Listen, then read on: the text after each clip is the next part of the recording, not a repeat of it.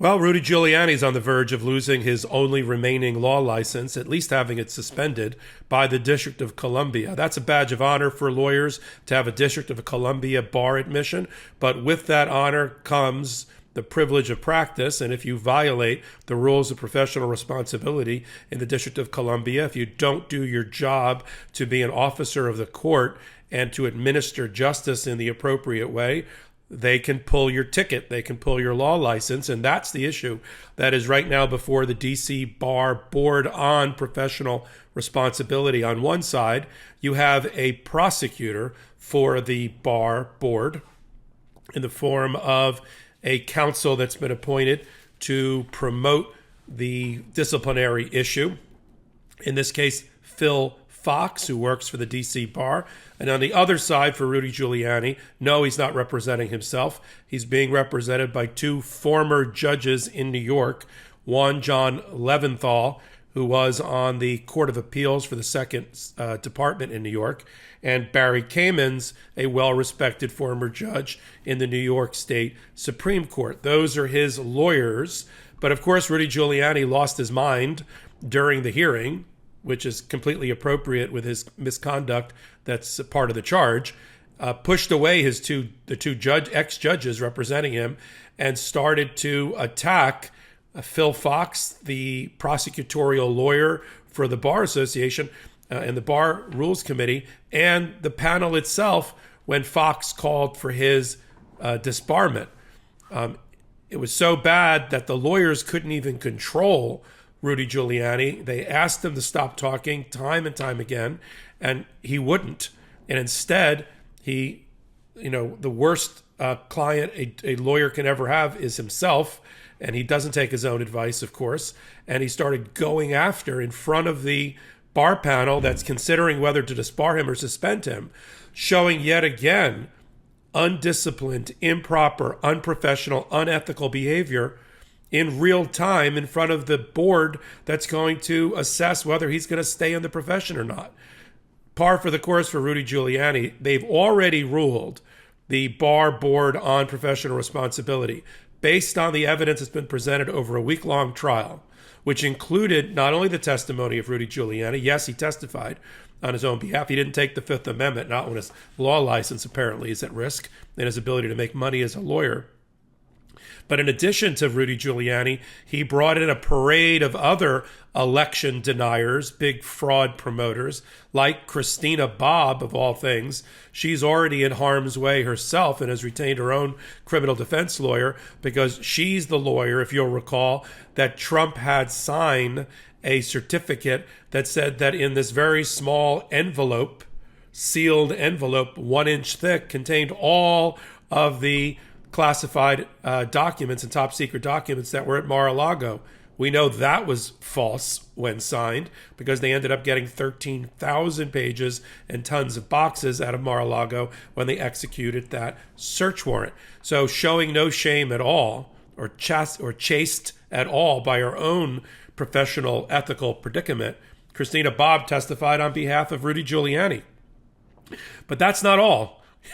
He brought in Bernie Kerik, the disgraced former police commissioner in New York, who I guess was the police commissioner, I think, when Rudy Giuliani was mayor of New York.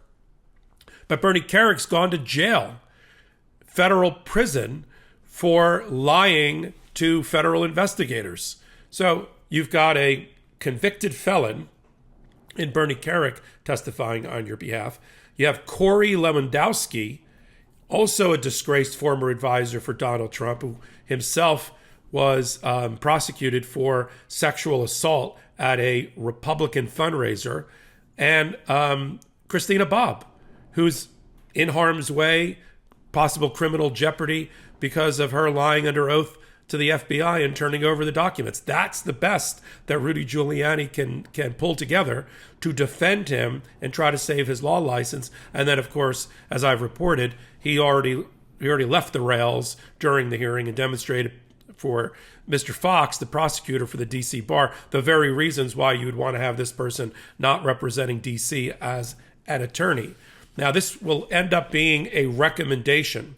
The D.C. Bar Board on Professional Responsibility has already declared that they found at least one ethics rule violated by Rudy Giuliani, but they did not reveal which one at the time. If I had to guess, it'll be those related to candor, the responsibility of candor to the tribunal, also exercising independent professional judgment, which is another requirement in almost all bar rules. So they will find that he violated that in his filing of lawsuits in Pennsylvania without merit, without any factual support.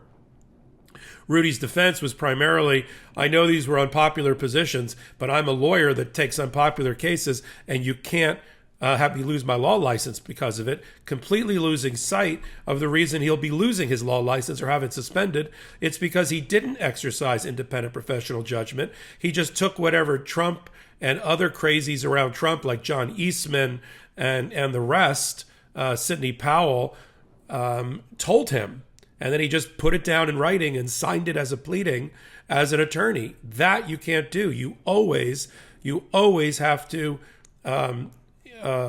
evaluate the information that your client gives you as an attorney and exercise your independent professional judgment about what does get filed and what doesn't get filed. You are the gatekeeper, ethically, as an officer of the court when you are a lawyer practicing before these various courts.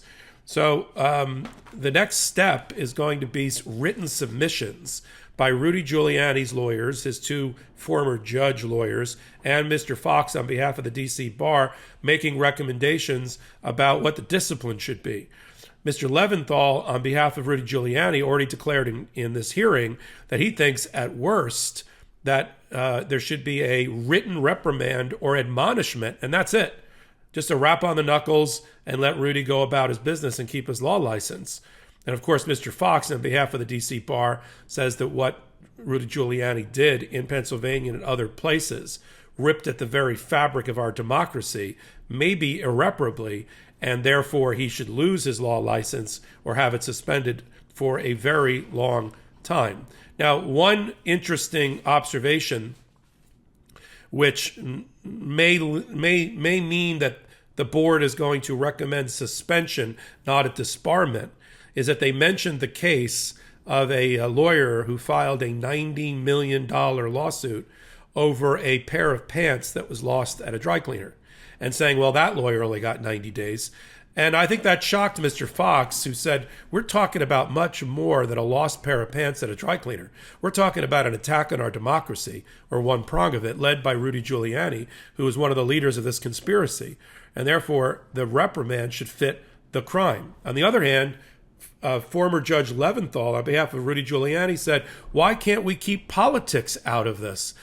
Those that follow Legal AF, our podcast and YouTube experience, know that we're right at the intersection of law and politics every day in every way with cases involving Rudy Giuliani and Donald Trump. How do you drain politics out of a case where you are doing the bidding of your client to try to overturn a political election? I mean, he said that with a straight face, but he wants his client treated without favor. Let's just treat him without politics about the client that he represented. But in the same breath, Mr. Leventhal tried to pull on the heartstrings and get mercy on behalf of his client by referring to the fact that Rudy Giuliani, it's almost like talking about another Rudy Giuliani. Rudy Giuliani was once America's mayor. He was once the hero, one of the heroes of the post 9/11 world. He was once applauded and ticker tape parades thrown in his honor. But those days are long gone. The days where he was a legitimate, credible U.S. attorney in New York, then mayor of New York, super popular mayor of New York, going on Saturday Night Live a week after 9/11 to pull America together. That's gone. That Rudy Giuliani is gone. That part of his brain has been lobotomized and removed for some reason. And he's decided instead to side with despots, dictators, fraudsters, and grifters, which you find entirely in the Trump family. I mean, it would be like, the example at one time would be like Sully, the famous plane captain who landed his plane on the Hudson, the Miracle on the Hudson. He went on to use that terrible experience, but one that brought the country together, for good. He used that event of character and charisma and courage for good. He got on to blue ribbon panels. He became the leading expert and spokesperson on behalf of aircraft safety and aviation safety and everything that goes along with investigating plane crashes. And that's what he's been doing for the last 10 or 15 years. That's what America's pilot did. America's mayor went for the grift and tried to find ways to make money, and he's still grifting now, because if he loses this law license for any extended period of time, he's basically shut down as a lawyer, having already had his New York bar license, his first bar license, suspended, mainly because he didn't properly defend himself, and the New York Bar Professional Responsibility Board found that, and court found that he had violated his rules of professional responsibility there as well. What's the next step after the lawyers on both sides submit their recommendations about suspension versus written reprimand versus a full disbarment? That panel in the next several weeks, probably after the holidays, will make a recommendation. It's a recommendation, a written recommendation to the District of Columbia Court of Appeals.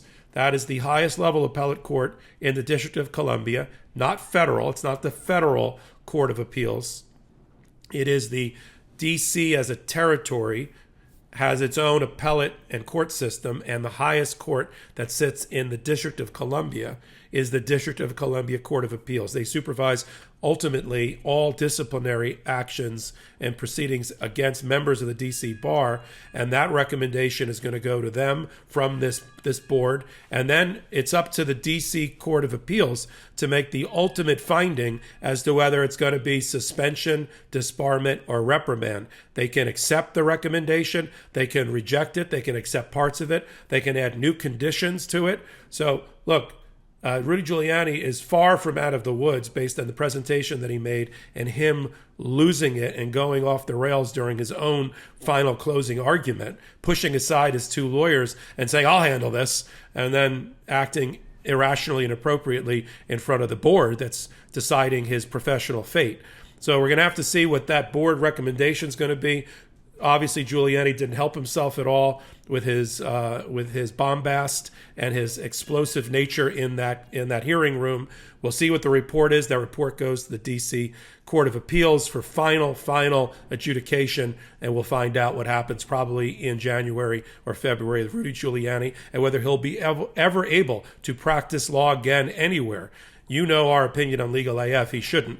All those that promoted the big lie as part of the 6 or 7 prong attack that the Jan 6 committee has talked about, the 6 or 7 prong strategy to cling to power by Donald Trump and those around him, they should be heavily sanctioned and lose their law license for promoting that big lie and trying to tear asunder our democracy. This is Michael Popok for Legal AF, reporting for the Meidas Media Network. MeidasTouch is unapologetically pro-democracy. And look, we know you are too. So please make sure you check out our best-selling shirt and our best-selling gear, the unapologetically pro-democracy gear.